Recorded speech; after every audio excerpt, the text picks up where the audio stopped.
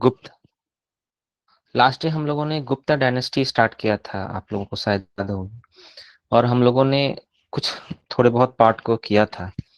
Gupta dynasty के resource, साधन क्या है, सोर्स क्या क्या है हमारे पास, और गुप्ता डायनेस्टी की पॉलिटिकल हिस्ट्री हमने स्टार्ट करी थी। उसमें जो हमने कुछ रूलर्स के बारे में किया था, जैसे कि श्रीगुप्त, घटोत्कच गुप्त, समुद्रगुप्त, उसके बाद उसके बाद घटोत्कच के बाद चंद्रगुप्त, फिर समुद्रगुप्त, फिर चंद्रगुप्त सेकेंड, विक्रमादित्य एंड कुमारगुप्त। ये कुछ रूलर्स के बारे में हम लोगों ने किया था। सब रूलर्स के अलग अलग कुछ वर्क थे। नेक्स्ट जो रूलर हमारे होंगे उनका नाम होगा स्कंदगुप्त। स्कंदगुप्त मतलब, छोटा सा हमें एक पॉलिटिकल हिस्ट्री भी हमें थोड़ी सी समझनी होती है कि कौन कौन इंपोर्टेंट रूलर्स हैं जिन्होंने कुछ थोड़े बहुत वर्क किए हैं। तो पहले रूलर जो थे हमारे, वो थे हमारे श्रीगुप्त। फिर हमने घटोत्कच गुप्त को पढ़ा था। फिर उसके बाद हमारे आ गए थे चंद्रगुप्त, फिर हमारे समुद्रगुप्त, फिर Chandragupta second, Vikramaditya and Kumaragupta. Next one है हमारे स्कंदगुप्त। स्कंदगुप्त के बारे में दो तीन चीजें इंपॉर्टेंट। एक तो हमने लास्ट डे ही पढ़ा था कि स्कंदगुप्त ने हूनों को हराया था।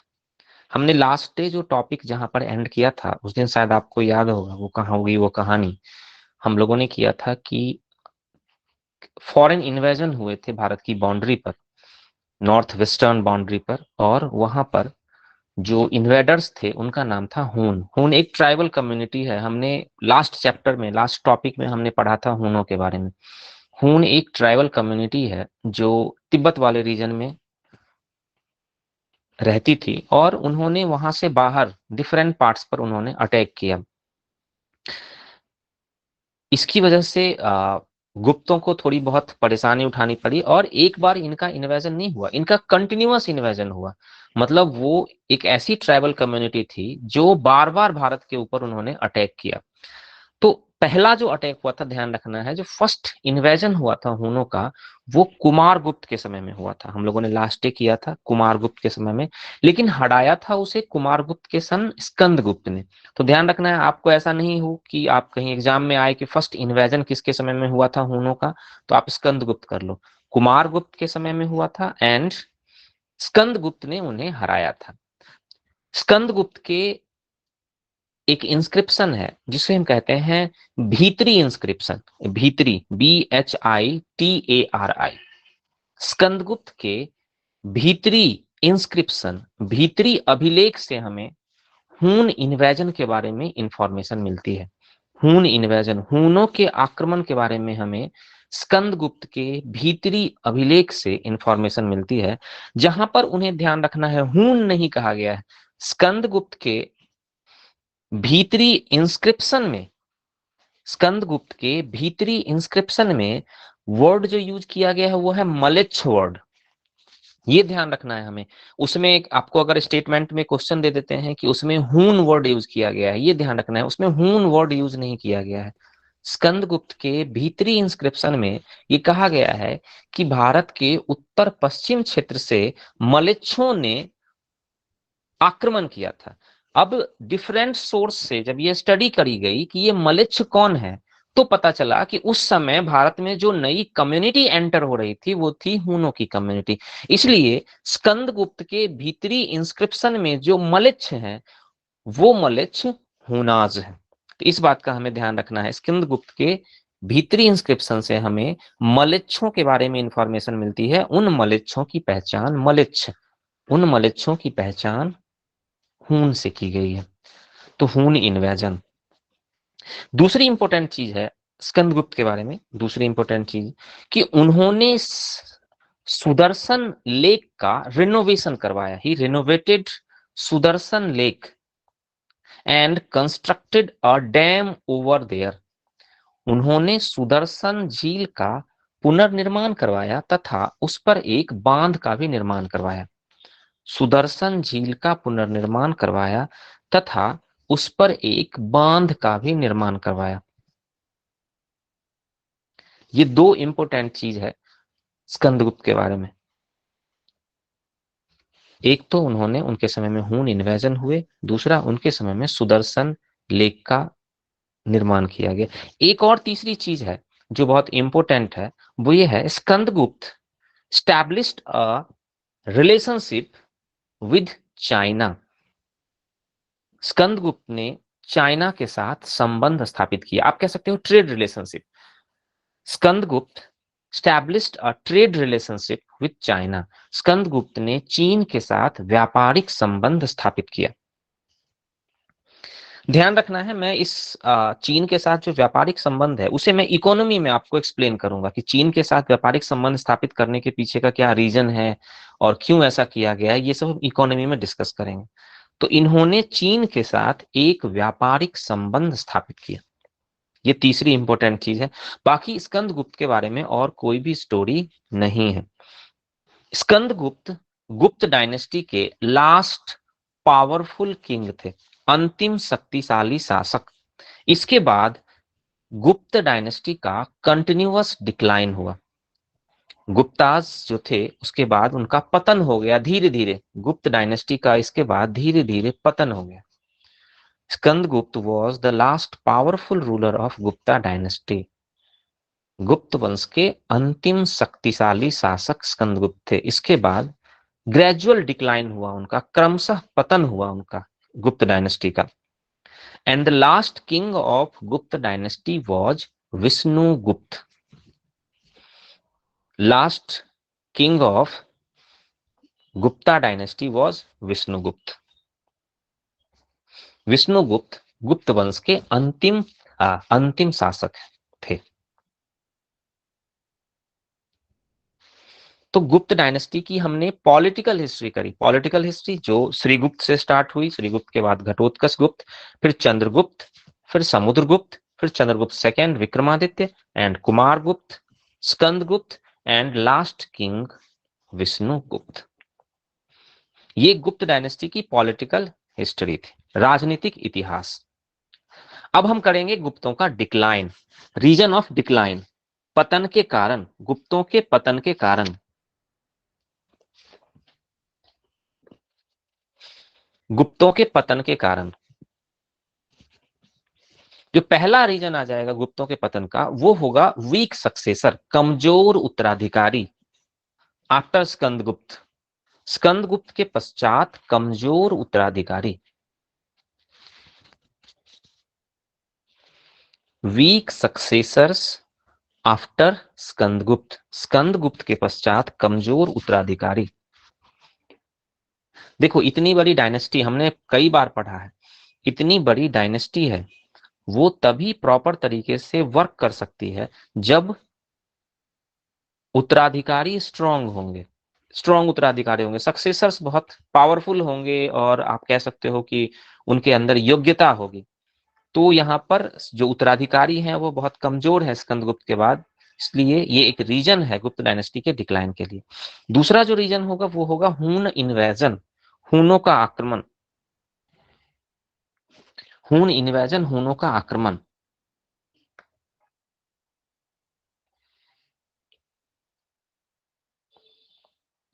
मतलब इस समय हूनों ने कंटिन्यूअस इन्वेजन किया भारत के ऊपर, लगातार आक्रमण किया। और हूनों के दो इंपोर्टेंट रूलर के बारे में हमें यहाँ पर, उन्होंने अपना राज्य भी भारत में स्टैब्लिश किया। दो इंपोर्टेंट हून रूलर के बारे में हमें इंफॉर्मेशन मिलती है, तो यहाँ पर आप लिख सकते हो two important Hun rulers was Toramana, TORMAN and Mihirakula, Mihirakula, Toramana and Mihirakula,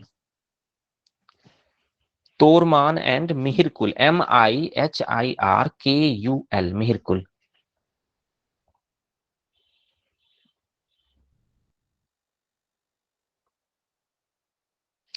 मतलब गुप्त डायनेस्टी के डिक्लाइन के लिए एक बहुत बड़ा रीजन था कि हूनों ने लगातार नॉर्थ वेस्टर्न पार्ट से भारत के ऊपर अटैक किया, उत्तर पश्चिम क्षेत्र से बार बार उन्होंने भारत के ऊपर आक्रमण किया। और एक समय ऐसा आया जब उन्होंने अपना राज्य भी भारत के नॉर्थर्न पार्ट पे, नॉर्दर्न पार्ट या सेंट्रल पार्ट पे आप कह सकते हो, उन्होंने अपना राज्य भी स्टैब्लिश कर लिया, जिसमें से दो रूलर इंपोर्टेंट है, तोरमान एंड मिहिरकुल। तो ये बहुत इंपोर्टेंट पार्ट है गुप्तों के डिक्लाइन के लिए, हूनों का आक्रमण। आप देखोगे कि हाँ, आप पढ़ोगे भी आगे अगर आपने थोड़ी बहुत चीजें करी होगी, हिस्ट्री पढ़ी होगी, नहीं पढ़ी होगी तो आप आगे भी पढ़ोगे, हम पढ़ेंगे आगे इनके बारे में कि ये जो हुनास थे जब वो भारत में आए तो उन्होंने वैदिक धर्म को फॉलो किया, वैदिक धर्म को अपनाया, और वैदिक धर्म के ये ऑर्थोडॉक्स फॉलोअर बन गए। और इन्होंने कुछ आ, बौद्धों को, है ना, बौद्ध धर्म के बारे में ऐसा माना जाता है कि बौद्ध धर्म के कुछ फॉलोअर्स को इन्होंने बहुत ज्यादा टॉर्चर भी किया था। तो जो भी है, हम हुनों को थोड़े समय के बाद पढ़ेंगे। तो हुनों का आक्रमण एक बहुत इंपॉर्टेंट रीजन माना गया है गुप्तों के डिक्लाइन के लिए। नेक्स्ट जो रीजन है वो है राइज ऑफ फ्यूडलिज्म, सामंती व्यवस्था का उदय या सामंतवाद का उदय। राइज ऑफ फ्यूडलिज्म, सामंतवाद का उदय।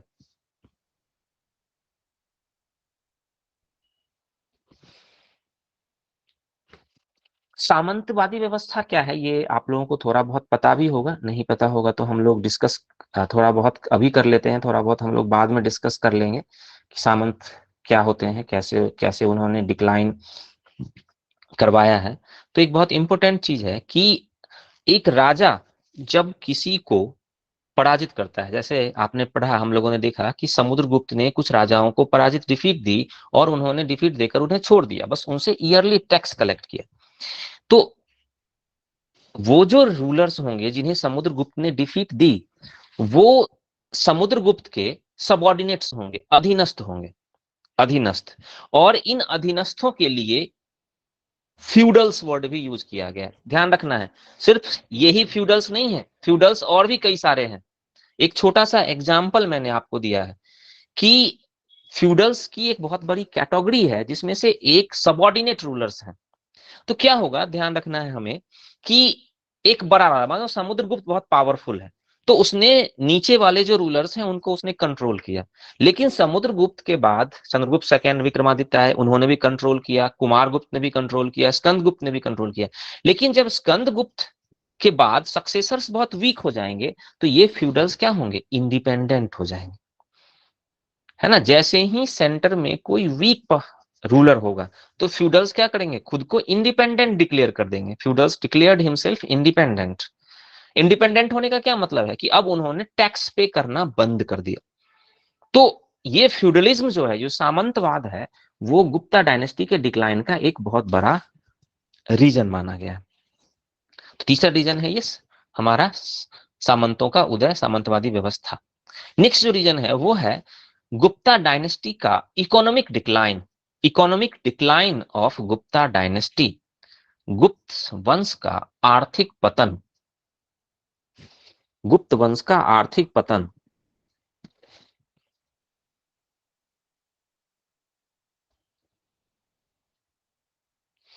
आर्थिक पतन, देखो यहाँ पर ये बहुत इंपॉर्टेंट पार्ट है, इन सब चीजों से यूपीएससी में बहुत सारे क्वेश्चन आए हैं।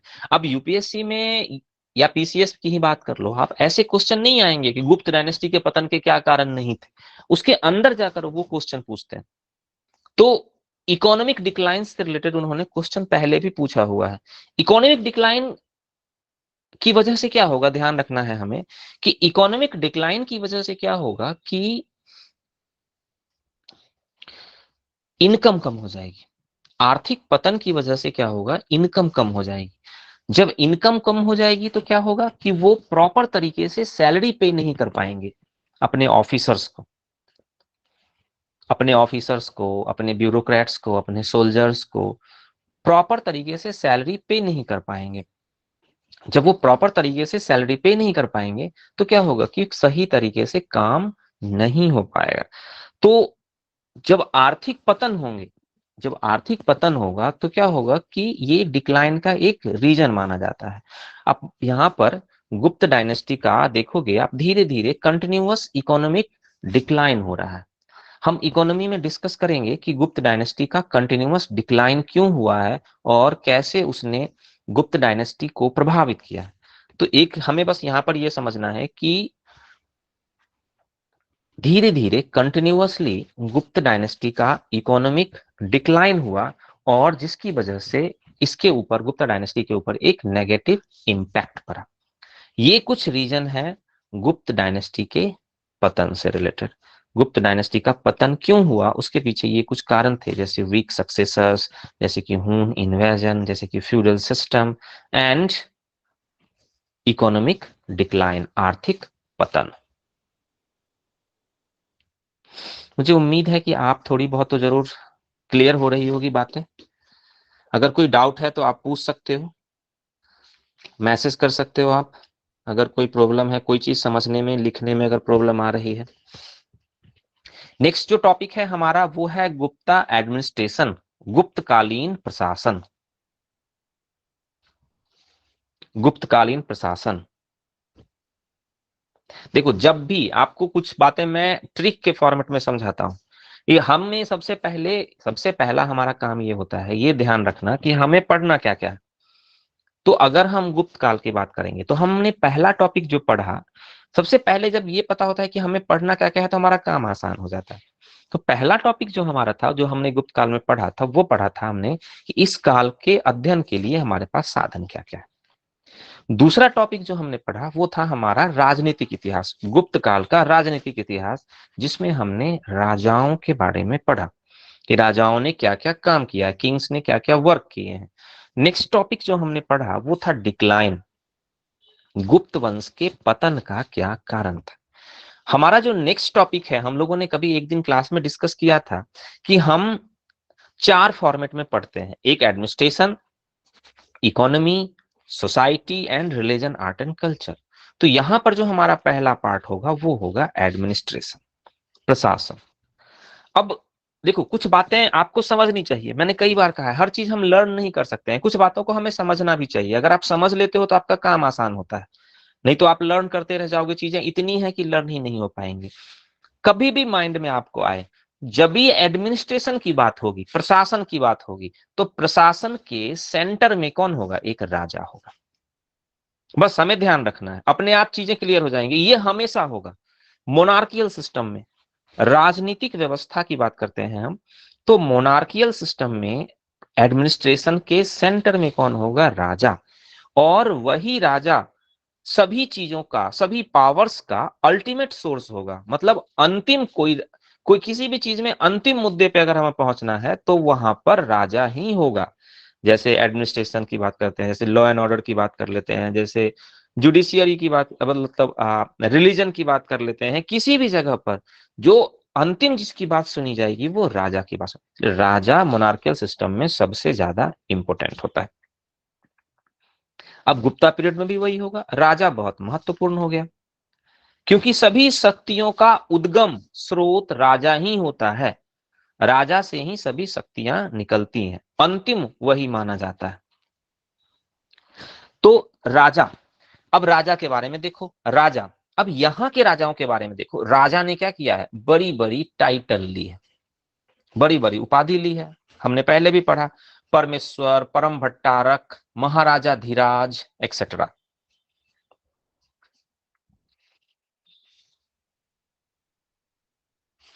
है ना। मतलब प्रशासन के केंद्र में राजा है, राजा बहुत शक्तिशाली है क्योंकि सभी शक्तियों का उद्गम स्रोत राजा ही है। ओरिजिन राजा, सभी पावर्स का ओरिजिन राजा से ही होता है। ओरिजिन सोर्स क्या है, किंग है। राजा बहुत पावरफुल है। King got many titles like परम भट्टारक, महाराजा धीराज, परमेश्वर एक्सेट्रा। राजा बड़ी बड़ी उपाधियां लेता है। फिर हमने यहां पर डिस्कस किया था एक बार बहुत पहले कि इन बड़ी टाइटल्स का मतलब क्या है। इन बड़ी टाइटल, राजा अपने आप को राजा क्यों नहीं कहता है, राजा अपने आप को परमेश्वर क्यों कहता है, परम भट्टारक क्यों कहता है, क्योंकि उसके जो नीचे राजा हैं वो भी अपने आप को राजा कहते हैं। तो जो नीचे वाला है वह भी राजा कह रहा है और ऊपर वाला भी राजा कहेगा तो मजा नहीं आएगा कुछ, है ना। तो ऊपर वाले को अपने आप को बड़ा दिखाना पड़ता है। इस वजह से जो मेन किंग होंगे उनकी टाइटल बड़ी होनी चाहिए और उसके जो सबॉर्डिनेट्स होंगे उनकी चाहे छोटी होगी टाइटल। सबसे बड़ा राजा होगा वो परम भट्टारक महाराजा धीराज, उससे नीचे जो होगा वो होगा महाराज, उससे नीचे जो होगा वो होगा राजा। तो इस तरह से एक ऑर्डर हुआ करता था। तो सबसे बड़ा राजा है, बहुत शक्तिशाली है, टाइटल से पता चलती है कि वो सबसे बड़ा राजा होगा, परमेश्वर, परम भट्टारक, महाराजा धीराज। King got big titles. Second important चीज, राजा, king compared himself to god या फ्रॉम गॉड। राजा अपने आप को देवताओं से तुलना करता है या राजा अपनी तुलना देवताओं से करता है। King compared himself from god, राजा अपनी तुलना देवताओं से करता है।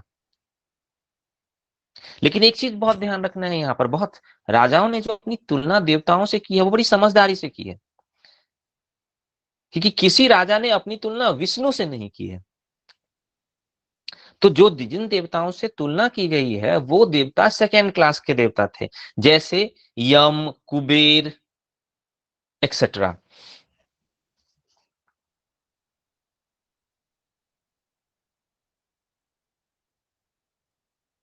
यम, कुबेर, वरुण, इंद्र एक्सेट्रा। देखोगे आप कि समुद्रगुप्त की तुलना इन देवताओं से करी गई। King compared himself from different gods like Yama, Kubera, Indra, Dikpala etcetera.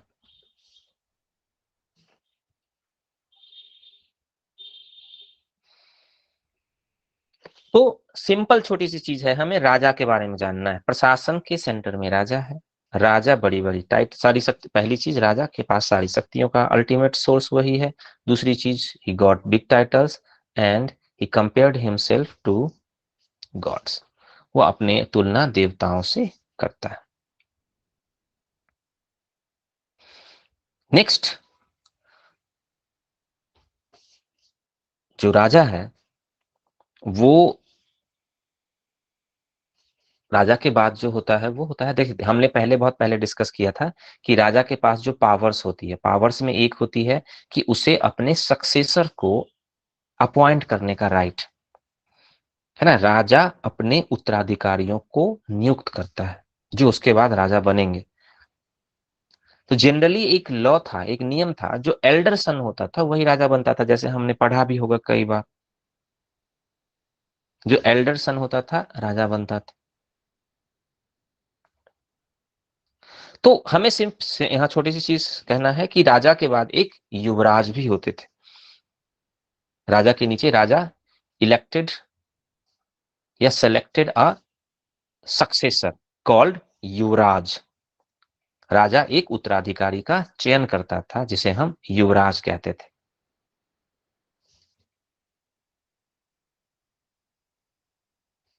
इसके अलावा राजा की हेल्प करने के लिए मंत्री होते थे, मिनिस्टर्स। ध्यान रखना है, जो मिनिस्टर्स होते थे वो एडवाइजर होते थे, सलाहकार होते थे, एडवाइजर। मंत्री जो होते थे वो एडवाइजर होते थे, सलाहकार होते थे।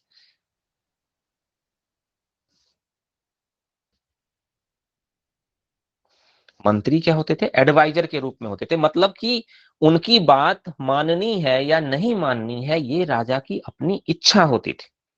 जरूरी नहीं है, फोर्सफुली नहीं हो सकता है। तो क्या होंगे, मंत्री जो होंगे वो मंत्रियों का काम क्या होगा, राजा को एडवाइस देने का काम होगा। अब सिंपल छोटी सी चीज है कि राजा सारा काम खुद नहीं कर सकते हैं, तो खुद नहीं कर सकते हैं तो वो क्या करेंगे, मंत्रियों को अपॉइंट करेंगे। अब जो मंत्री को उन्होंने अपॉइंट किया है वो क्या है, एक एडवाइजर है। मंत्री जो है, मिनिस्टर्स जो है, एक एडवाइजर है, सलाहकार है। अब यहाँ पर गुप्ता डायनेस्टी की हमें एक इंपॉर्टेंट कैरेक्टरिस्टिक्स दिखती है, वो है डिसेंट्रलाइजेशन, विकेंद्रीकरण। Decentralization was a main characteristics of Gupta administration. विकेंद्रीकरण गुप्त प्रशासन की एक महत्वपूर्ण विशेषता थी।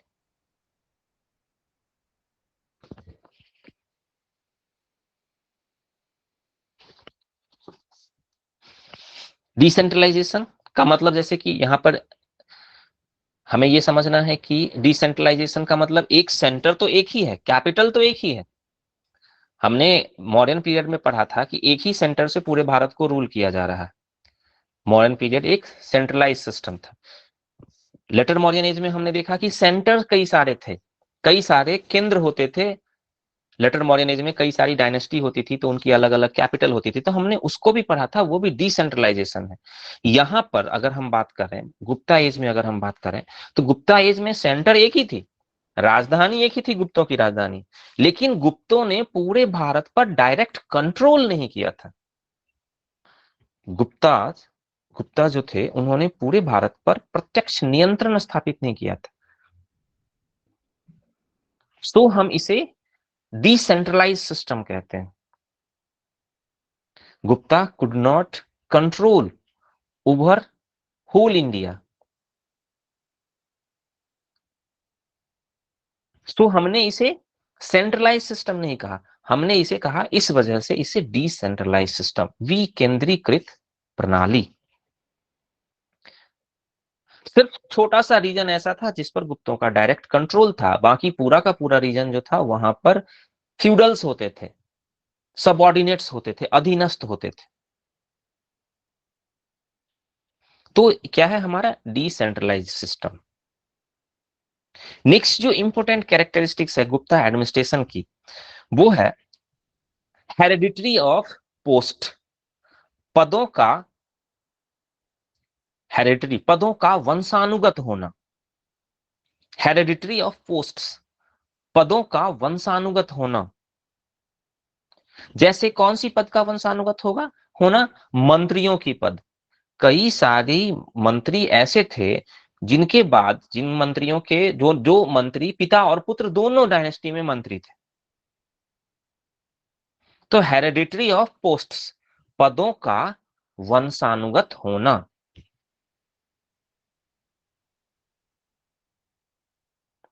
पदों का वंशानुगत होना। नेक्स्ट जो इंपॉर्टेंट कैरेक्टरिस्टिक्स थी गुप्ता एडमिनिस्ट्रेशन की, वो ये थी कि one person holds many posts, एक ही व्यक्ति कई पद धारण करते थे, एक ही व्यक्ति कई पद धारण करते थे। जैसे हरिसेन, एग्जाम्पल में हरिसेन, हरिसेन जिन्होंने प्रयाग प्रशस्ति लिखी थी, उनके पास मोर देन 2 पोस्ट होती थी।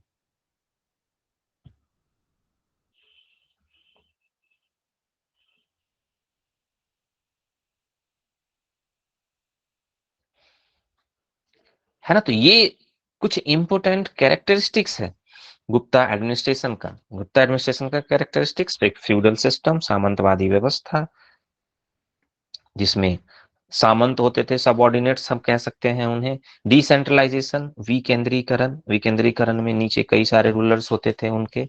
नेक्स्ट वन है कि एक ही व्यक्ति का, मतलब कि हेरिडिटरी होना, पद का वंशानुगत होना, मतलब पिता पुत्र दोनों पोस्ट पे अपॉइंट होते थे। और नेक्स्ट कैरेक्टरिस्टिक्स है एक ही व्यक्ति का कई सारे पोस्ट को होल्ड करना, एक ही व्यक्ति कई सारे पोस्ट को होल्ड करते थे। देखो ये जो 3-4 कैरेक्टरिस्टिक्स है उसे नेगेटिव माना गया है एडमिनिस्ट्रेशन के पॉइंट ऑफ व्यू से, ये ध्यान रखना है हमें, नेगेटिव, उसे प्रशासन के पॉइंट ऑफ व्यू से, एडमिनिस्ट्रेशन के पॉइंट ऑफ व्यू से नेगेटिव माना गया है। जैसे क्या, जैसे कि डिसेंट्रलाइजेशन, डिसेंट्रलाइज सिस्टम, जैसे कि फ्यूडल सिस्टम, जैसे हेरिडिटरी पोस्ट, हेरिडिटरी पोस्ट को हेरिडिटरी बना दिया गया है, वंशानुगत, जैसे एक ही व्यक्ति का कई सारे पोस्ट को होल्ड करना,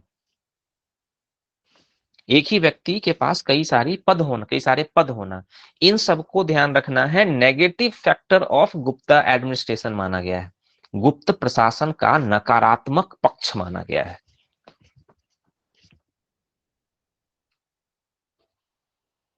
गुप्त साम्राज्य का नकारात्मक पक्ष।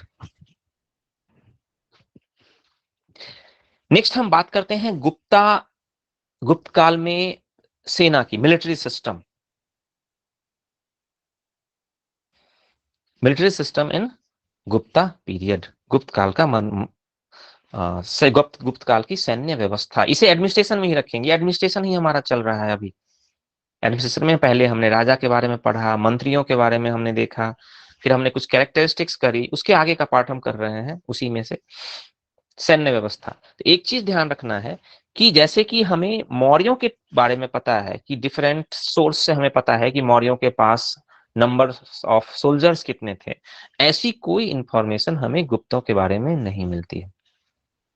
गुप्तों के पास कितनी बड़ी सेना थी, हमारे पास इसका कोई एविडेंस नहीं। We have no proper evidence of Gupta military system. गुप्तकालीन सैन्य व्यवस्था के संबंध में हमें कोई सही सूचना नहीं, लेकिन जो कैरेक्टरिस्टिक्स है उसके हिसाब से हमें यह अनुमान लगाते हैं कि उनके पास छोटी सेना थी। और आप इसे अपनी तरफ से समझ भी सकते हो कि उनकी इनकम कम थी। मौर्य पीरियड में क्या था, पूरा भारत उनके हाथ में था, तो हर जगह से इनकम होती थी। यहां पर क्या होता था, सिर्फ छोटा सा रीजन उनके पास था, बाकी सारे फ्यूडल्स के पास थे, तो उनकी इनकम कम थी। तो इनकम कम थी तो कम छोटी सेना थी उनके पास। तो ध्यान रखना है हमें कि उनकी जो सेना थी वो स्मॉल थी, अगर हम उसे मौर्यन पीरियड से कंपेयर करते हैं तो उनकी सेना जो थी वो स्मॉल थी। एक जो कैरेक्टरिस्टिक्स यहां पर ऐड हो रही है वो हो रही है फ्यूडल्स की सेना, मिलिट्री ऑफ फ्यूडल्स। मतलब कि गुप्तों की अगर मिलिट्री सिस्टम की बात करेंगे तो उसमें दो तरह के सोल्जर्स होंगे, एक सेंट्रल सोल्जर्स और दूसरे सोल्जर्स ऑफ फ्यूडल्स, सामंतों की सेना। मतलब आप ऐसे समझो कि किसी राजा के का कोई सबॉर्डिनेट, तो सबॉर्डिनेट उसे टैक्स पे भी करता है और जब कभी नीड होती है तो मिलिट्री असिस्टेंस भी प्रोवाइड करता है, सैन्य सहायता भी देता है। तो जब भी गुप्तों को जरूरत हो, गुप्तों के पास अपनी सेना बहुत बड़ी नहीं थी या नहीं होगी, उनकी सेना दो पार्ट से मिलकर बनती है, एक सेंट्रल मिलिट्री और दूसरा मिलिट्री ऑफ फ्यूडल्स, सामंतों की सेना।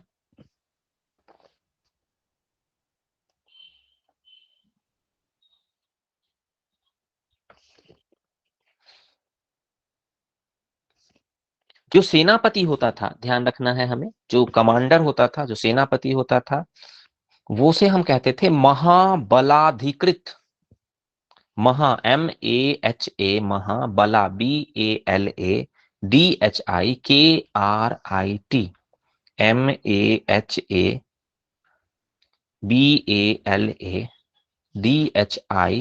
MAHABALADHIKRIT, महाबलाधिकृत क्या है, सेनापति है, सेनापति।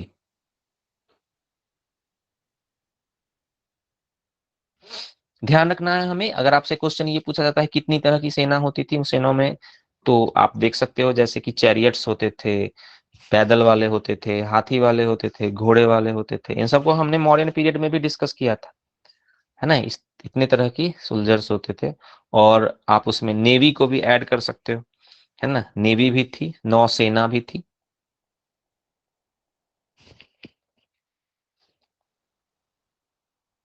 तो ये था हमारा military system of Gupta period, गुप्त काल की सैन्य व्यवस्था।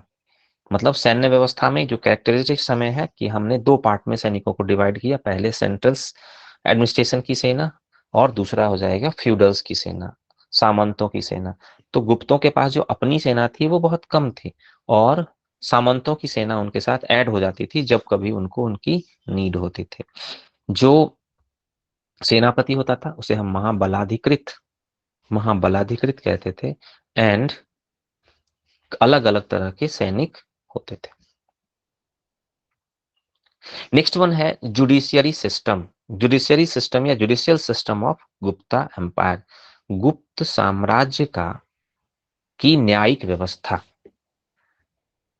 देखो, तो एक चीज हमें ध्यान रखना है, गुप्त काल में पहली बार सिविल और क्रिमिनल लॉ को डिफाइन किया गया। सिविल और क्रिमिनल लॉ को पहली बार गुप्त काल में ही डिफाइन किया गया है, प्रॉपर तरीके से, सही रूप में सिविल और क्रिमिनल लॉ को गुप्त काल में ही, गुप्त काल में ही उनकी व्याख्या की गई है।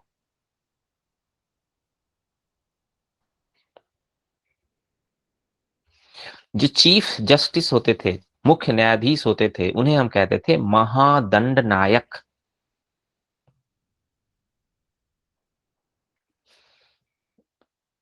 महादंड नायक, जो मुख्य न्यायाधीश होते थे वो कहलाते थे महादंड नायक। महा, MAHADANDANAYAK, महादंड नायक।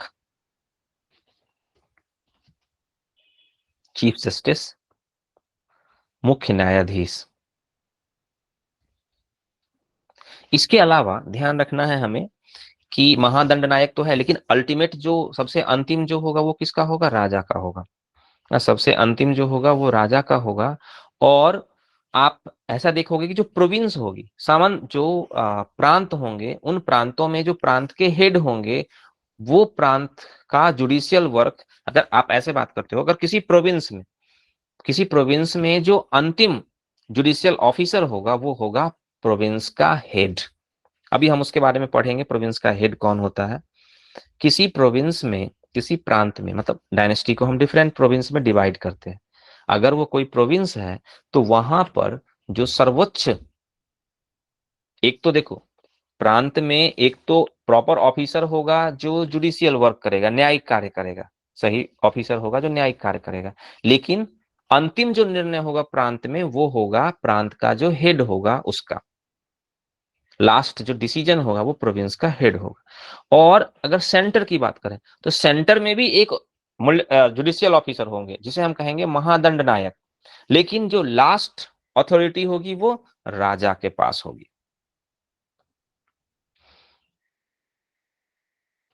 तो जो मुख्य दंडाधिकारी हैं हमारे, न्यायाधीश जो हैं, उन्हें हम महादंड नायक कहते हैं।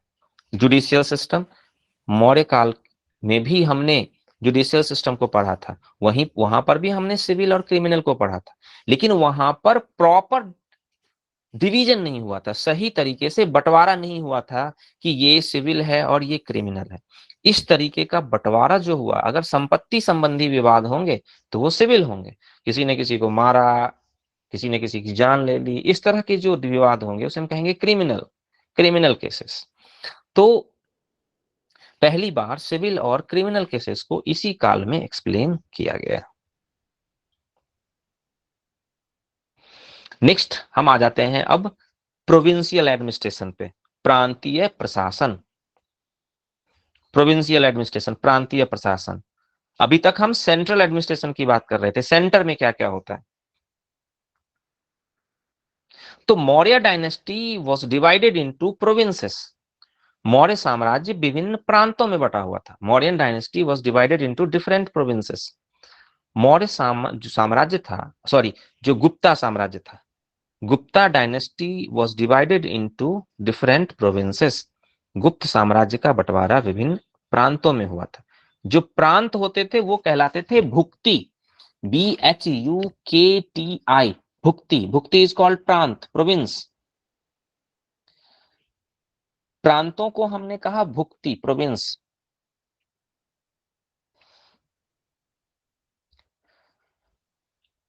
प्रांतों के जो हेड होते थे उन्हें कहते थे हम उपरिक, UPARIK, उपरिक या उपरिक महाराज।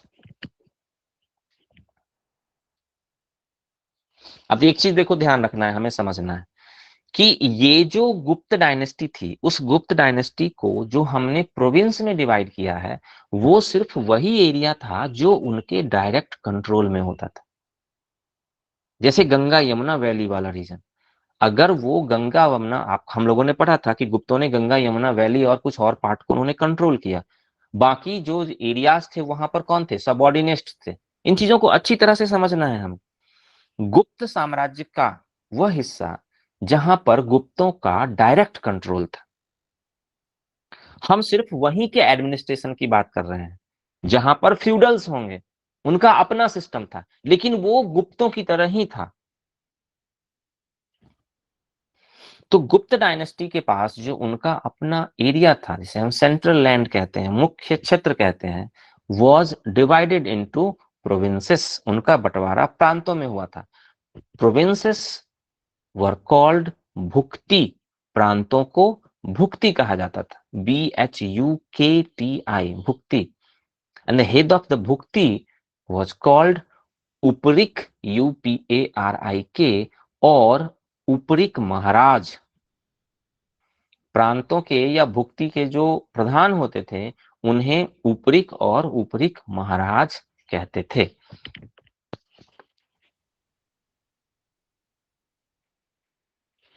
अब एक चीज हमें समझना है यहाँ पर कि जो उपरिक और उपरिक महाराज होते थे,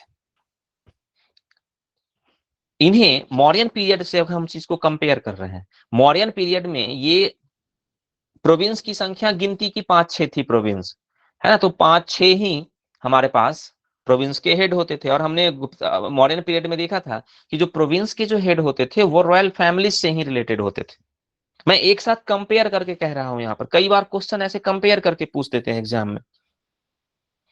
मौर्य काल में हमने वो ने पढ़ा था कि 5 या 6 प्रोविंस होते थे और उस प्रोविंस के जो हेड होते थे वो रॉयल फैमिली से रिलेटेड होते थे। उन्हें हम कुमार या कुमारामात्य कहते थे। गुप्त काल की बात करते हैं तो गुप्त काल में ध्यान रखना है कि प्रोविंस के बारे में हमें आइडिया नहीं है कि कितने प्रोविंस थे, प्रांतों की संख्या कितनी थी, how many provinces were there, इसके बारे में हमारे पास कोई आइडिया नहीं है, प्रांतों की संख्या कितनी थी। लेकिन जो प्रोविंस थे उनके एक ऑफिसर होते थे जिन्हें हम कहते थे उपरिक और उपरिक महाराज।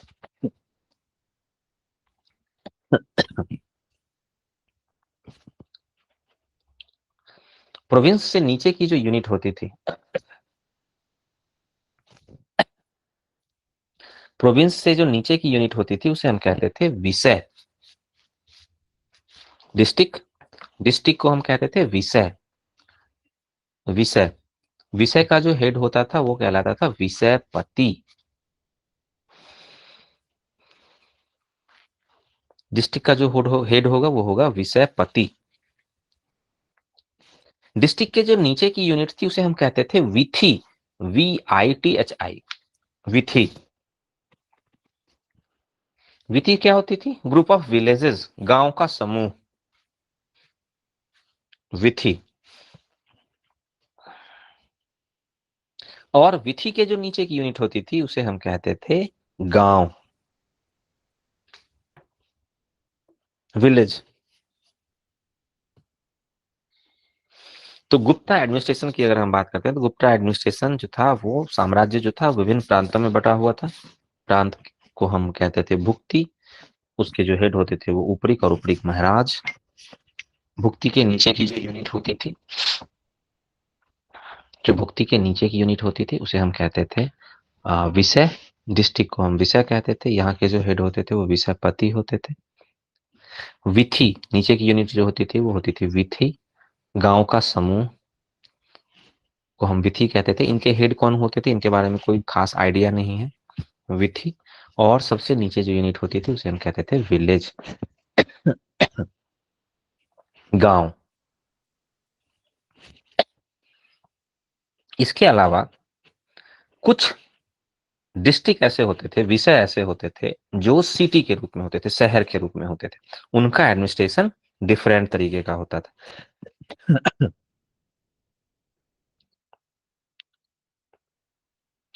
कुछ डिस्ट्रिक्ट बड़े होते थे, कुछ डिस्ट्रिक्ट बड़े होते थे जिन्हें हम कहते थे शहर, सिटी या नगर। वहां पर ध्यान रखना है हमें, वहां का जो एडमिनिस्ट्रेशन होता था वो थोड़ा डिफरेंट होता था। उस जगह के एडमिनिस्ट्रेशन में जो विषयपति होते थे, विषयपति की हेल्प करने के लिए ध्यान रखना है, क्योंकि वो देखो, एक तो है हमारा विषय, कुछ विषय जो ज्यादा इंपोर्टेंट होते थे उन्हें हम कहते थे नगर। यहाँ का जो एडमिनिस्ट्रेशन होता था वो विषय से डिफरेंट होगा। यहाँ पर एक विषयपति भी होगा, आप कह सकते हो इसको सिटी एडमिनिस्ट्रेशन, नगर प्रशासन। नगर प्रशासन के लिए कौन होता था? एक तो नगर का हेड विषयपति होगा, और विषय की हेल्प करने के लिए 4 और मेंबर्स होते थे। 4 और मेंबर्स होते थे, जैसे नगर श्रेष्ठी, नगर, NAGAR, नगर श्रेष्ठी, SHRESHTHI,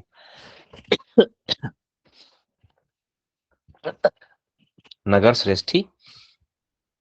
सार्थवाह, SARTHAWAH, सार्थवाह। नेक्स्ट वन होते थे प्रथम कुलिक, PRATHAM, प्रथम कुलिक, KULIK, कुलिक। और प्रथम कायस्थ, प्रथम कायस्थ, प्रथम तो लिख ही लोगे, कायस्थ, KAYASTHA, कायस्थ। ये कायस्थ कौन है, इन्हें हम करेंगे, डिस्कस करेंगे सोसाइटी में। लेकिन एक चीज हमें याद रखना है, समझना है कि ये सारे जो होते थे वो इकोनॉमी से रिलेटेड होते थे। जैसे कि नगर श्रेष्ठी, ये व्यापारियों का हेड होता था, नगर श्रेष्ठी, है ना। सार्थवाह, वो भी व्यापारियों का हेड होता था, सार्थवाह। प्रथम कुलिक, ये भी एक तरह से जो व्यापारी होते थे, जो उद्योगपति होते थे, उनके हेड होते थे प्रथम कुलिक। और जो कायस्थ होते थे, प्रथम कायस्थ, वो यहाँ पर जो लिखने और पढ़ने का काम करते थे, जो हिसाब किताब रखते थे, जो ट्रेजरी से रिलेटेड होते थे, उन्हें हम कहा जाता था प्रथम कायस्थ। तो सिटी, ये ध्यान रखना है कि जो सिटी एडमिनिस्ट्रेशन है उसमें वैसे लोगों को इंपोर्टेंस दी गई थी जो इकोनॉमिक एक्टिविटीज से रिलेटेड थे, जो आर्थिक गतिविधियों से संबंधित थे। ये पहली बार हुआ है पूरे भारत में। सेंट्रल एडमिनिस्ट्रेशन जहां भी होता था हमारा, वो हमने मॉडर्न पीरियड को पढ़ा था, वो बिल्कुल डिफरेंट था। यहाँ पर जब हम सिटी एडमिनिस्ट्रेशन, अगर वो सिंपल विषय है तो उसमें वहां का सिस्टम अलग है। अगर वो विषय शहर के रूप में, नगर के रूप में कन्वर्ट हो चुका है, या हमने उसे नगर डिक्लेयर किया है, तो वहां पर विषयपति की हेल्प करने के लिए 4 तरह के और मेंबर्स होते थे।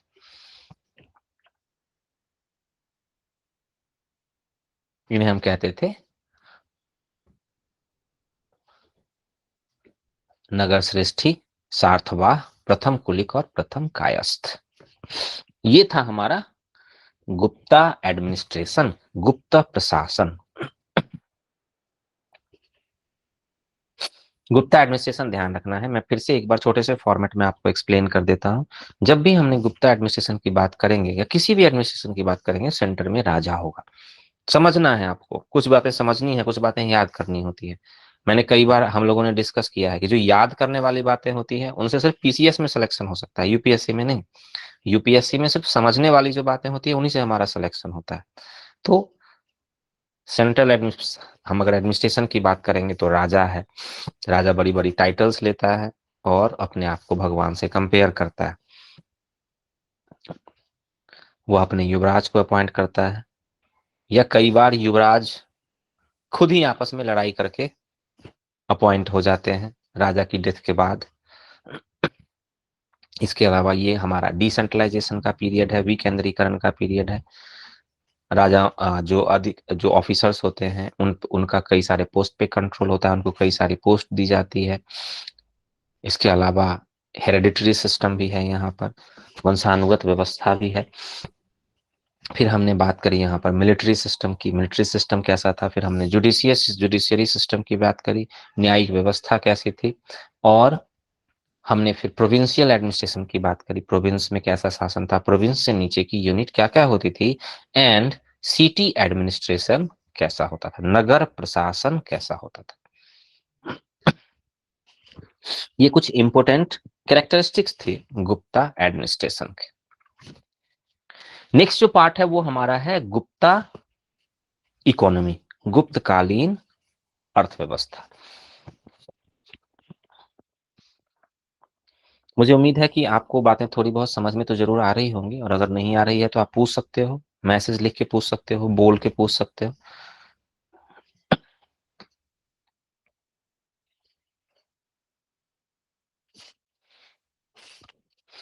इकोनॉमी, अर्थव्यवस्था। देखो अर्थव्यवस्था, फिर मैं आपसे वही बात कहता हूं, कि हमारा पहला पार्ट था एडमिनिस्ट्रेशन, एडमिनिस्ट्रेशन के बाद हम आ जाते हैं एडमिनिस्ट्रेशन की बात करते हैं तो हम उसमें क्या क्या डिस्कस करेंगे, है ना। उसके बाद आ जाता है हमारा इकोनॉमी। जब हम इकोनॉमी की बात करते हैं तो इकोनॉमी में हम क्या क्या डिस्कस करते हैं, कृषि, पशुपालन, उद्योग और वाणिज्य और व्यापार, यही हम बात करेंगे इकोनॉमी में। हमेशा से पूरे भारत में, चाहे हम कल करते हों या हम आज करते हैं, जब भी इकोनॉमी की बात होगी तो इन्हीं सारी चीजें की होगी। आज इकोनॉमी को हमने 3 सेक्टर्स में डिवाइड कर दिया है, प्राइमरी, सेकेंडरी और टर्शियरी सेक्टर। और जब हम इकोनॉमी को पढ़ेंगे तो उन्हीं तीनों सेक्टर्स को पढ़ते हैं। यही तो इकोनॉमी है और कुछ भी नहीं है इकोनॉमी के अंदर। बहुत टफ कुछ भी नहीं है, बहुत ईजी है। तो किसी भी पीरियड के बारे में अगर हम इकोनॉमी की बात करते हैं तो पहला पार्ट जो आता है वो आता है हमारा एग्रीकल्चर।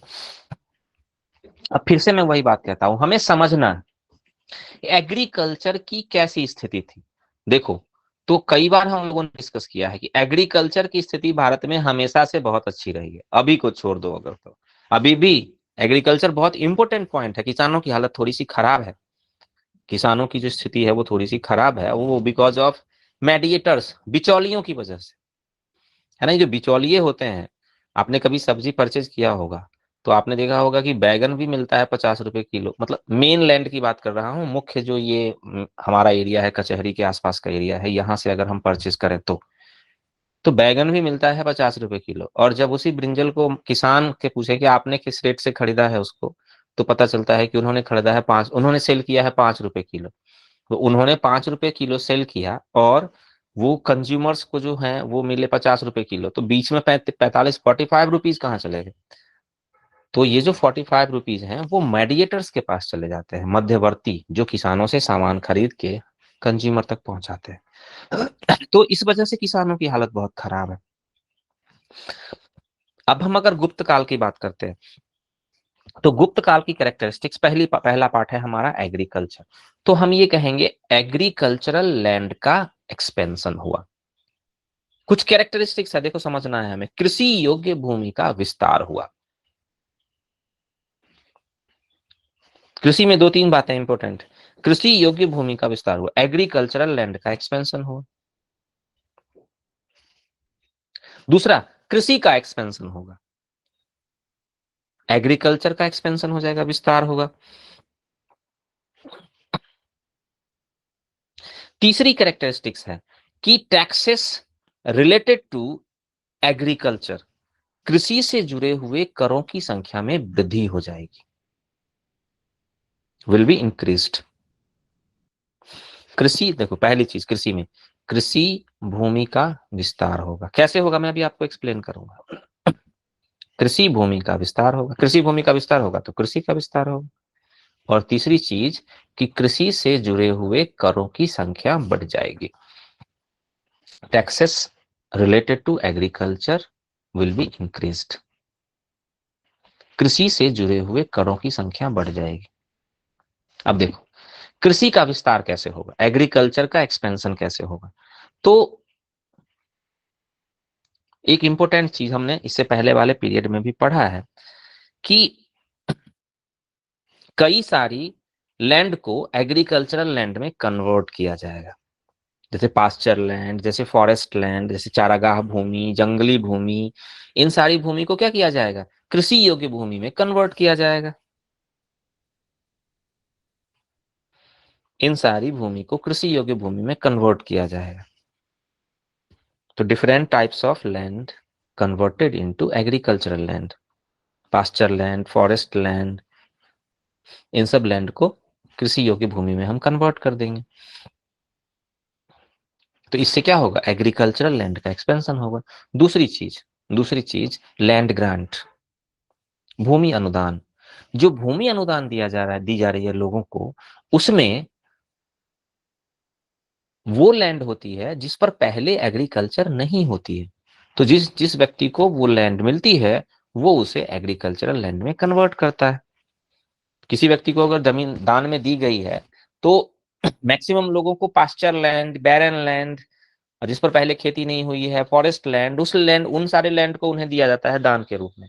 अब वो क्या करेंगे कि उस जमीन को लेकर जंगल में, तो क्या करेंगे, उसे एग्रीकल्चरल लैंड में कन्वर्ट कर देंगे। तो लैंड ग्रांट, भूमि अनुदान,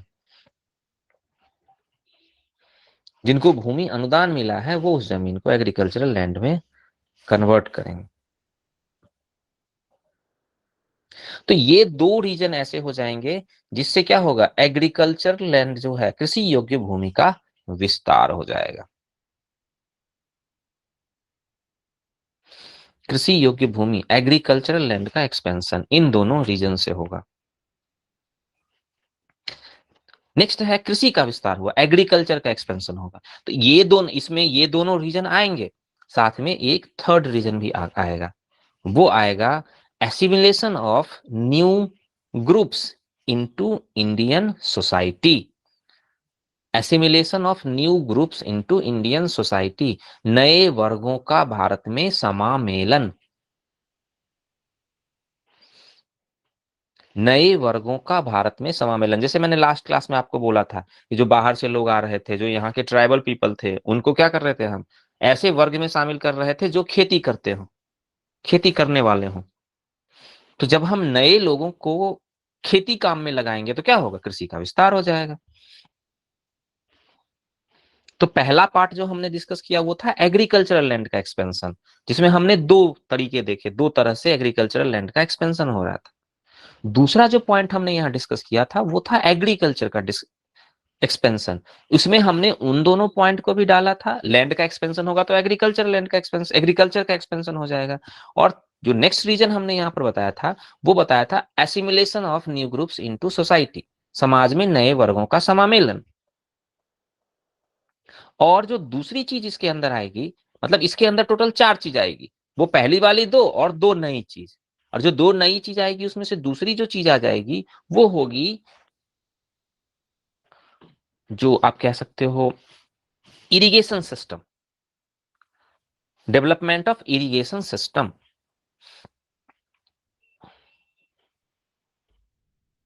सिंचाई प्रणाली का विकास, डेवलपमेंट ऑफ इरिगेशन सिस्टम, सिंचाई प्रणाली का विकास।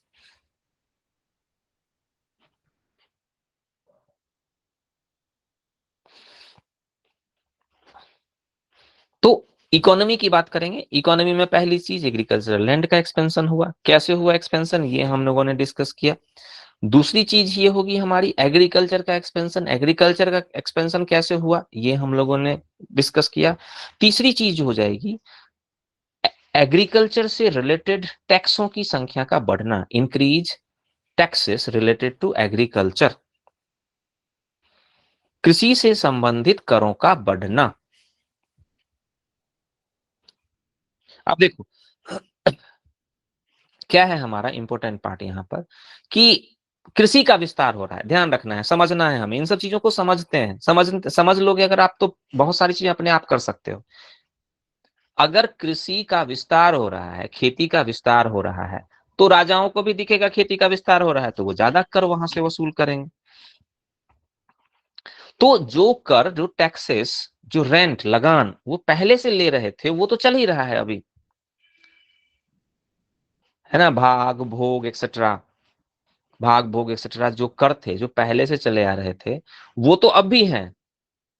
कुछ नए टैक्सेस यहां पर ऐड हो गए हैं, some new taxes have been added here. कुछ नए कर यहां पर जुड़ गए हैं, उनके बारे में आइडिया नहीं है कि वो कर क्या थे, लेकिन कर थे एक तरह के। जैसे उद्रंग, UDARANG, उद्रंग, UDARANG, उद्रंग। ऊपरी कर, UPARIKAR, ऊपरी कर, UPARIKAR, ऊपरी कर।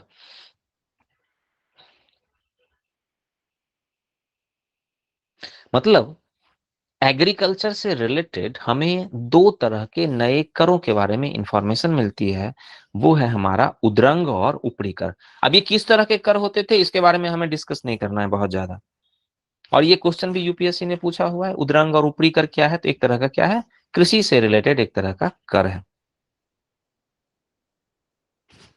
इसके अलावा कुछ और चीजें यहाँ पर हैं, अब ध्यान रखना है, राज्य कितना रेंट कलेक्ट करता था, तो ये अपने आप आपको समझ में आना चाहिए। 1/3 से 1/6 से 1/3 के बीच में कुछ भी हो सकता था। इन बिटवीन 1/6 टू 1/3, 1/6 से लेकर 1/3 के बीच में राज्य का हिस्सा होता था। लेकिन ये रेंट होता था, इसके अलावा और डिफरेंट टैक्सेस होते थे, ये ध्यान रखना है।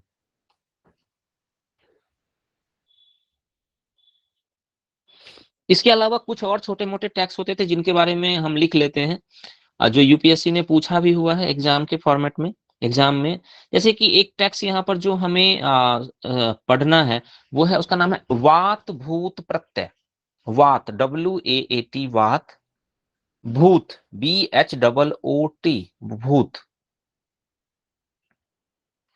वात भूत प्रत्यय,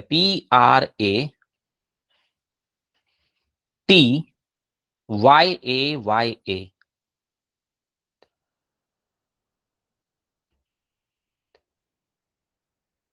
वात भूत प्रत्यय। अब इस समय इससे पता चलता है कि जैसे नाम से क्लियर है, हमें एक्सप्लेन भी किया गया है कि इस समय लोगों का भूत प्रेत में ज्यादा विश्वास थोड़ा सा बढ़ गया था। तो भूत प्रेतों को शांत करने वाले लोग बहुत आ गए थे, है ना। और आप समझ सकते हो एज ए ह्यूमन कि जब किसी जगह से कमाई मोटी होने लगती है तो सरकार की नजर क्या होती है, चौकन्नी हो जाती है। जैसे कि बिटकॉइन से जब कमाई लोगों की बढ़ने लगी तो सरकार क्या हो गई, सचेत हो गई, और उसने बिटकॉइन से कमाई जो होगी, या जो ये इस तरह की करेंसी होती है उससे कमाई जो होगी, इनकम जो होगी, उस पर क्या किया, गवर्नमेंट ने टैक्स लगा दिया। तो इस समय के समाज में जो बैड सोल कह सकते हो, इविल सोल कह सकते हो आप, उसका थोड़ा ज्यादा प्रभाव आ गया समाज में। इविल सोल, बुरी आत्माएं, इनका प्रभाव ज्यादा आ गया। तो जब बुरी आत्माओं का प्रभाव ज्यादा आ गया तो उन आत्माओं को कंट्रोल करने वाले भी आएंगे, है ना। उन जो इविल्स होती हैं उनको कंट्रोल करने वाले भी आएंगे, तो उनकी इनकम बढ़ जाएगी। जब उनकी इनकम बढ़ेगी तो सरकार क्या करेगी, उनसे भी टैक्स कलेक्ट करेगी। तो एक प्रॉपर, एक पर्टिकुलर तरह का टैक्स हमें यहाँ पर सुनने को मिलता है जिसे हम कहते हैं वात भूत प्रत्यय।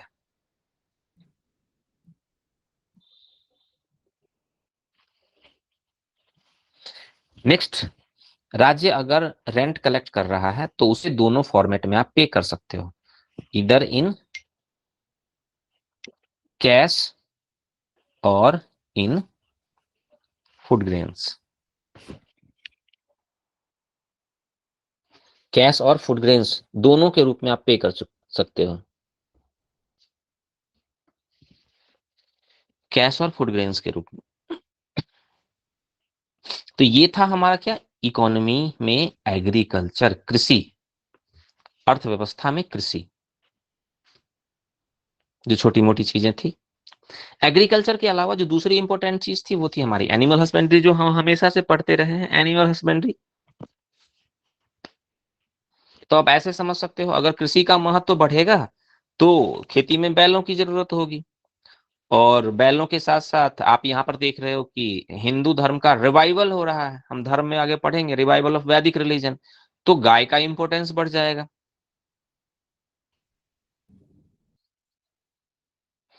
है ना। तो एनिमल हस्बेंड्री में हम कहेंगे यहाँ पर कि कुछ जानवर जो हैं उनका महत्व तो बढ़ गया है यहाँ पर। जैसे बैल एग्रीकल्चर की वजह से जो हमेशा से रहा है, गाय का बढ़ गया है, वॉर बहुत ज्यादा हो रही है तो घोड़े। तो इस तरह से एनिमल हस्बेंड्री भी बहुत इंपॉर्टेंट फैक्टर होता है हमेशा से सोसाइटी में।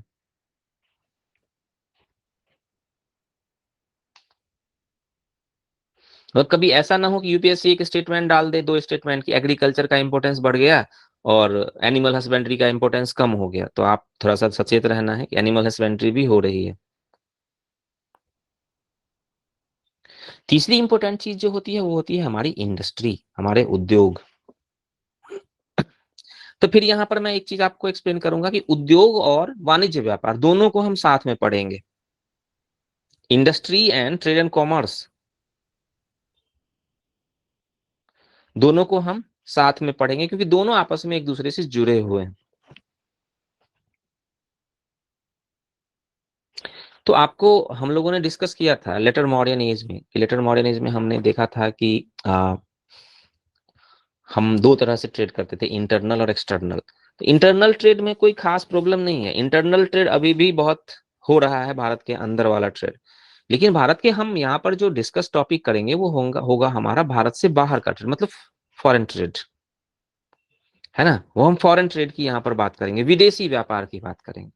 तो एक इंपॉर्टेंट इंसिडेंट हुई है इस समय। वो इंपॉर्टेंट इंसिडेंट क्या है कि रोमन डायनेस्टी, जिसको हमने लास्ट टॉपिक में पढ़ा था कि रोमन डायनेस्टी की वजह से हमारा व्यापार बहुत ज्यादा बढ़ गया था। हम लोगों ने डिस्कस किया था कि रोमन साम्राज्य वाले जो लोग थे वो कई तरह की चीजों को इंपोर्ट करते थे भारत से, जैसी luxurious item, semi precious stones, मसाले, स्पाइसेस। तो भारत का व्यापार बहुत ज्यादा था और बाहर से हम क्या लाते थे, गोल्ड लाते थे, सोना लाते थे। लेकिन इस पीरियड में आते आते क्या हुआ, यूरोप में एक चेंज हुआ, जो रोमन डायनेस्टी है उस रोमन डायनेस्टी का डिक्लाइन हो गया। और रोमन डायनेस्टी से डिक्लाइन की वजह से भारत का जो फॉरेन ट्रेड है उस फॉरेन ट्रेड का भी डिक्लाइन हुआ, है ना। तो अगर फॉरेन ट्रेड का डिक्लाइन हो जाएगा तो क्या होगा कि भारत की इंडस्ट्री का भी डिक्लाइन हो जाएगा, पतन हो जाएगा। क्योंकि इंडस्ट्री में जो बने हुए सामान हैं उन सामानों को हम बाहर के देशों को एक्सपोर्ट करते हैं। अब वो बाहर वाला वो देश ही नहीं है, तो जब देश नहीं है तो डिमांड खत्म, डिमांड खत्म होने की वजह से ट्रेड एंड कॉमर्स का decline, and trade and commerce के डिक्लाइन के साथ साथ इंडस्ट्री का भी डिक्लाइन। लेकिन एक चीज बहुत ध्यान रखना है कि डिक्लाइन का मतलब ये नहीं हम समझेंगे कि पूरी तरह से खत्म हो चुका है। तो हम यहाँ पर ध्यान रखेंगे, हमें जो टॉपिक डिस्कस करना है वो करना है हमें decline in trade and commerce, वाणिज्य व्यापार का पतन। और वाणिज्य व्यापार का पतन क्यों हुआ, सबसे पहले हमें ये करना है, एक्सप्लेन करना है। Decline of trade and commerce, वाणिज्य व्यापार का पतन। तो उसके पीछे हम कुछ रीजन बताएंगे, जैसे कि पहला रीजन होगा हमारा रोमन डायनेस्टी का डिक्लाइन, और दूसरा होगा हून इन्वेजन, हून आक्रमण। हूनों ने क्या किया, भारत से जो व्यापार होता था वो लैंड रूट से होता था बहुत ज्यादा। तो जो लैंड रूट जाने वाला जो हमारा रास्ता है, हमारी जो सड़क है, वो नॉर्थ वेस्टर्न पार्ट से जाती है, और उसी नॉर्थ वेस्टर्न पार्ट पर हूनों ने कंट्रोल कर लिया। तो जो फॉरेन ट्रेड है, ऑल्दो हमने सी रूट से व्यापार किया है थोड़ा बहुत, लेकिन लैंड रूट वाले व्यापार पे ध्यान रखना है हमें। यही सारी चीजें हमें समझनी है। देखो हिस्ट्री के अंदर बहुत सारी चीजें हैं, उतनी सारी चीजों को पढ़ाया नहीं जा सकता है, लेकिन एक अंडरस्टैंडिंग डेवलप हो सकती है आपके अंदर, एक अंडरस्टैंडिंग डेवलप करनी है हमें। मतलब हमने यहाँ पर जो कॉन्सेप्ट किया वो है रोमन डायनेस्टी का डिक्लाइन। आप इसे एक छोटे से फॉर्मेट में लिख सकते हो। रोमन डायनेस्टी के डिक्लाइन की वजह से क्या हुआ, जो डिमांड थी उस डिमांड का डिक्लाइन हो गया, डिमांड खत्म हो गई। और डिमांड खत्म होने की वजह से क्या हुई, हमारे ट्रेड का डिक्लाइन हो गया, व्यापार का पतन हो गया।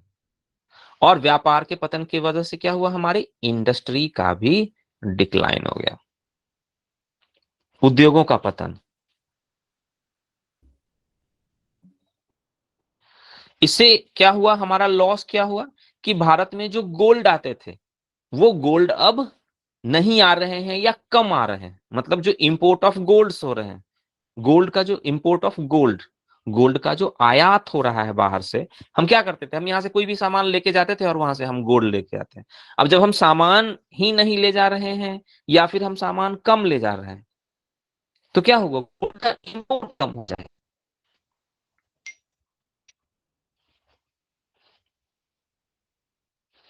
गोल्ड का इंपोर्ट कम हो जाएगा, आयात कम हो जाएगा।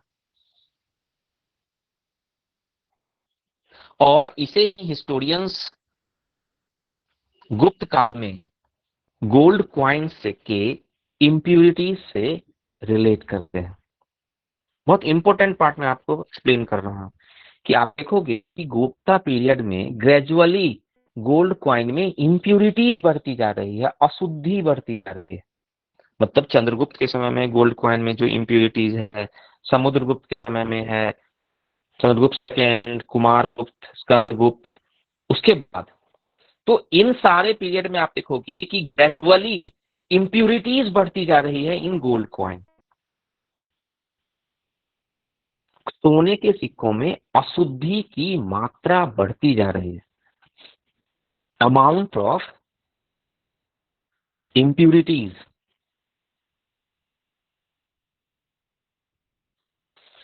सोने के सिक्कों में अशुद्धि की मात्रा बढ़ती है। सोने के सिक्के जो हम बनाते हैं उसमें अशुद्धि इम्प्योरिटीज भी होती है। तो किसी पीरियड में इम्प्योरिटीज 2% है, किसी में 10%, किसी में 50% आ गई इम्प्योरिटीज। इम्प्योरिटीज का मतलब कोई दूसरी चीज में मिला दिया। तो कुछ हिस्टोरियन का ये कहना है कि गुप्ता पीरियड के क्वाइन की जब हम स्टडी करते हैं, when we study coins of Gupta period, अगर गुप्त का क्वाइंस की स्टडी करते हैं तो हम देखते हैं कि ग्रेजुअली उसमें इम्प्यूरिटीज की मात्रा बढ़ती जा रही है।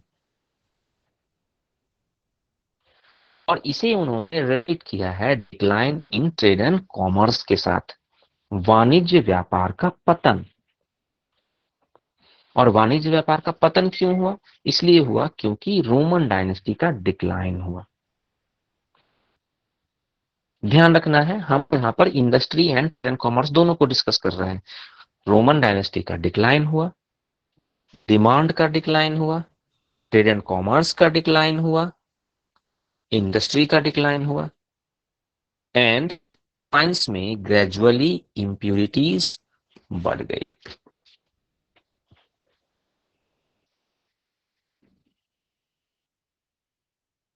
अशुद्धि बढ़ गई। अब ये एक साइड है, अब दूसरे साइड को हम समझते हैं कि कंप्लीट डिक्लाइन नहीं हुआ है। ध्यान रखना है, अभी भी गोल्ड में अशुद्धि तो बढ़ी है, गोल्ड तो है उसमें कुछ मात्रा में। तो व्यापार का डिक्लाइन जो हुआ है कंप्लीट नहीं हुआ है। इसी चीज को हमें समझना है। अगर आप इसे समझ जाते हो तो बहुत अच्छी चीज है। हमारा व्यापार कम हुआ है क्योंकि मेन जो हमारा व्यापार होता था वो रोमन डायनेस्टी के साथ होता था। रोमन डायनेस्टी का डिक्लाइन हो गया, इसकी वजह से डिमांड कम हो गई। रोमन डायनेस्टी बहुत ही वेल्दी थी, रिच थी, लेकिन गोल्ड आ ही रहे हैं अभी भी हमारे पास। अब क्या हुआ कि एक तरफ रोमन डायनेस्टी का डिक्लाइन हुआ, बट हमने कुछ डिफरेंट रीजन से ट्रेड रिलेशनशिप स्टैब्लिश किया।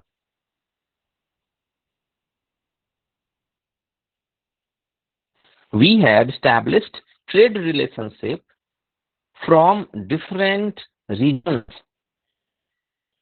हमने कुछ दूसरे क्षेत्रों से व्यापारिक संबंध स्थापित किए। जैसे जैसे ध्यान रखना है आपको, इंपॉर्टेंट पार्ट है कि जब रोमन डायनेस्टी का डिक्लाइन हुआ तो रोमन डायनेस्टी दो भाग में बट गया, वेस्टर्न रोमन एम्पायर और ईस्टर्न रोमन एम्पायर। मतलब पश्चिमी रोमन साम्राज्य और पूर्वी रोमन साम्राज्य।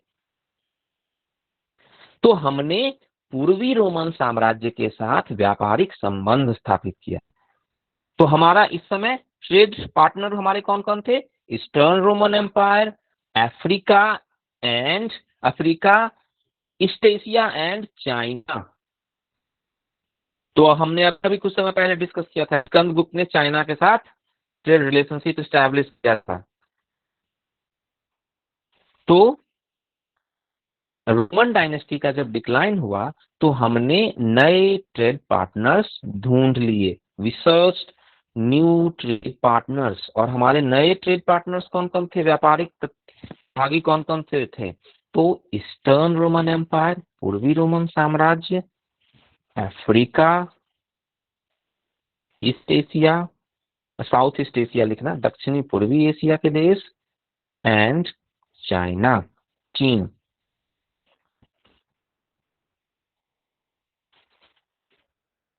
ध्यान रखना है हमें कि हमारा एक व्यापारिक भागीदार जो था वो खत्म हुआ, उसकी जगह पर हमने चार बना लिए, तो हमारा फायदा चाहिए। लेकिन ध्यान रखना है कि जो रोमन डायनेस्टी थी वो बहुत रिच थी, और रिच जो डायनेस्टी होती है वो लग्जरियस आइटम इंपोर्ट करती है। और जब हम लग्जरियस आइटम एक्सपोर्ट करेंगे तो हमें प्रॉफिट ज्यादा होगा, मुनाफा ज्यादा होगा। लेकिन ये जो हमारे चार नए ट्रेड पार्टनर्स थे, ये हमसे लग्जरियस आइटम एक्सपोर्ट डिमांड नहीं करते थे, और करते भी थे तो बहुत कम मात्रा में। मतलब आप ऐसे समझ लो कि हम एक अमीर इंसान को व्यापार के साथ व्यापार कर रहे हैं और हम चार मीडियम क्लास के लोगों से व्यापार कर रहे हैं। तो ईस्टर्न रोमन एम्पायर के साथ जो हमारा रोमन एम्पायर के साथ जो व्यापार था हमारा, उसमें हमें बेनिफिट्स बहुत ज्यादा होते थे। क्यों? क्योंकि हम वहां पर ऐसी चीजों को एक्सपोर्ट करते थे जो बहुत कीमती होते थे और जिनकी डिमांड बहुत ज्यादा होती थी। जैसे विलासिता वस्तुएं, जैसे अर्ध कीमती पत्थर, जैसे मसाले, इन सब की क्या होती थी, वहां डिमांड ज्यादा होती थी। डिमांड ज्यादा होने की वजह से क्या थी, कॉस्टली होती थी। जैसे सिल्क,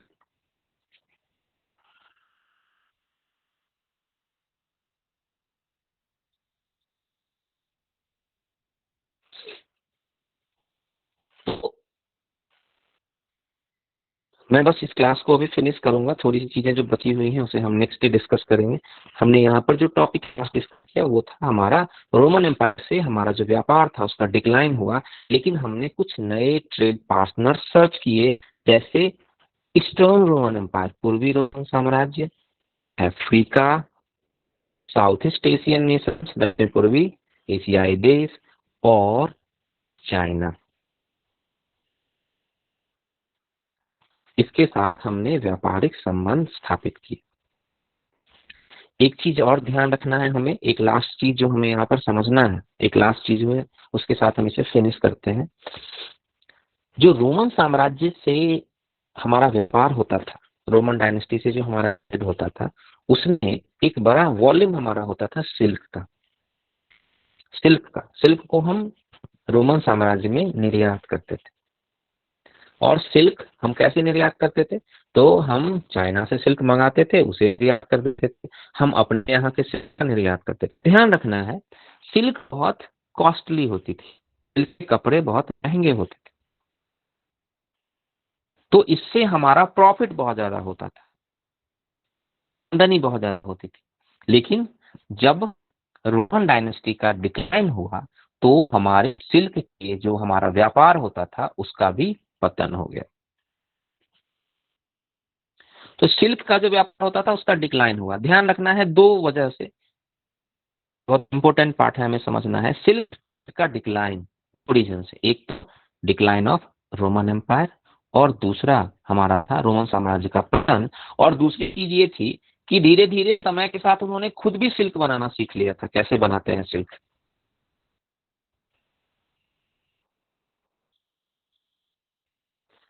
है ना। इस चीज को हमें समझना है कि रोमन एम्पायर के साथ जो हमारा व्यापार का डिक्लाइन हुआ, इसमें स्पेशल एक प्रोविजन है सिल्क के व्यापार का डिक्लाइन। सिल्क का व्यापार क्यों डिक्लाइन हुआ, एक तो रोमन डायनेस्टी का डिक्लाइन हो गया, दूसरा जो नई डायनेस्टी आई, जो नया साम्राज्य बना है, जैसे अभी अभी हमने डिस्कस किया, रोमन डायनेस्टी के डिक्लाइन के बाद दो नई डायनेस्टी आई, वेस्टर्न पश्चिमी रोमन साम्राज्य और पूर्वी रोमन साम्राज्य। तो इन लोगों ने खुद ही सीख लिया सिल्क कैसे बनाते हैं, हाउ टू मेक सिल्क, मतलब सिल्क के जो कीड़े होते हैं उनसे इन्होंने सीख लिया कि कैसे उनसे होते हैं, काम होता है कैसे उनके साथ। ठीक है, बस हम लोग नेक्स्ट डे फिर मिलते हैं। कोई डाउट है अगर आप, तो आप पूछ सकते हो। कोई चीज जो आपकी समझ में नहीं आई है, आप मैसेज लिख सकते हो, आप वैसा भी पूछ सकते हो। मुझे उम्मीद है कि आपने थोड़ा बहुत तो समझ लिया हो। कोई डाउट तो नहीं है आप लोगों को? ठीक है, ओके। हाँ जी, कुछ पूछना है अदिति त्यागी? ओके।